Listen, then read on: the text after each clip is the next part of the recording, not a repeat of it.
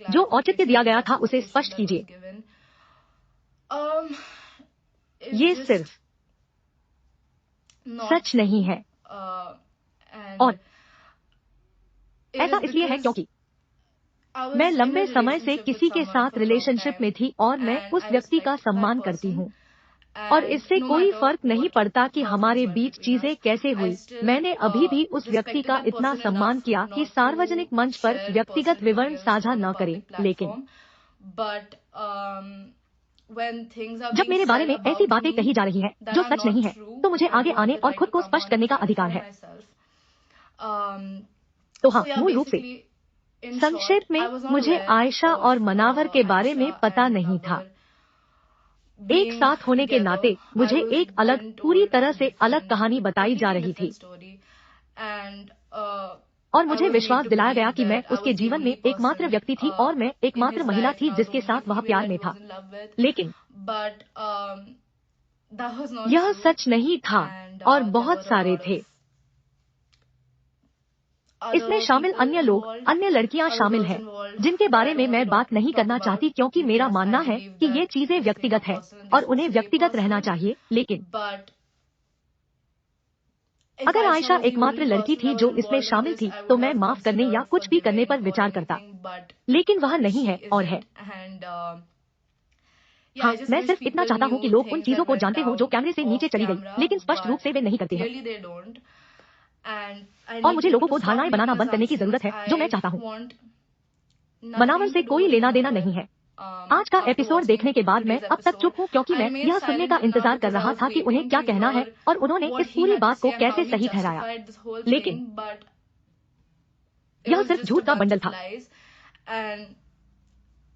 मैं इससे संतुष्ट नहीं हूँ और मुझे यहाँ किसी के सामने खुद को सही ठहराने की जरूरत नहीं है।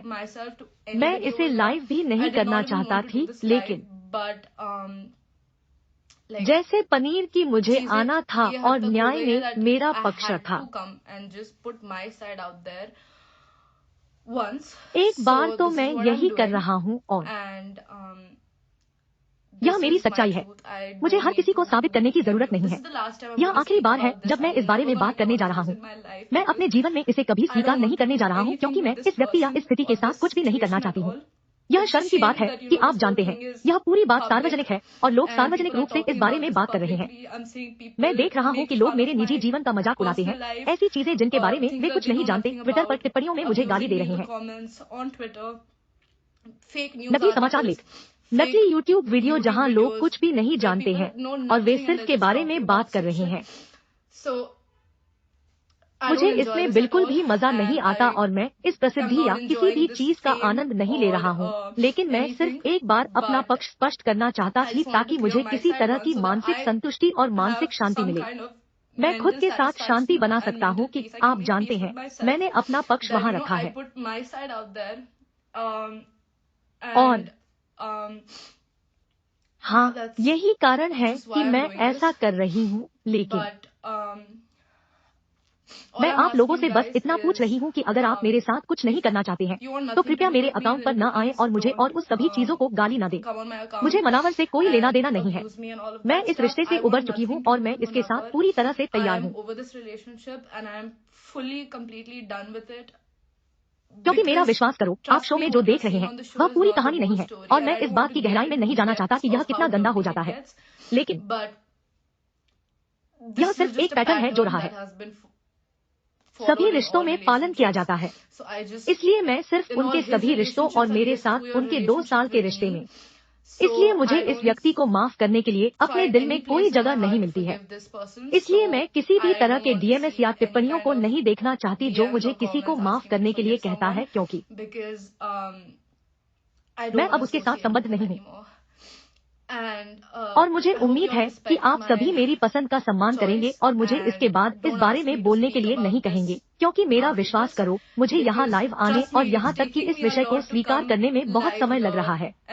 लेकिन अब समय आ गया है कि मैं ऐसा करूँ।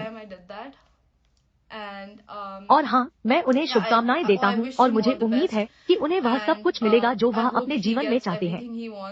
मुझे उम्मीद है कि वह बिग बॉस और सब कुछ जीतेंगे, लेकिन मैं अब उनके साथ जुड़ना नहीं चाहती। हाँ, यह इसके बारे में है। और सुनने के लिए आप लोगों को धन्यवाद। और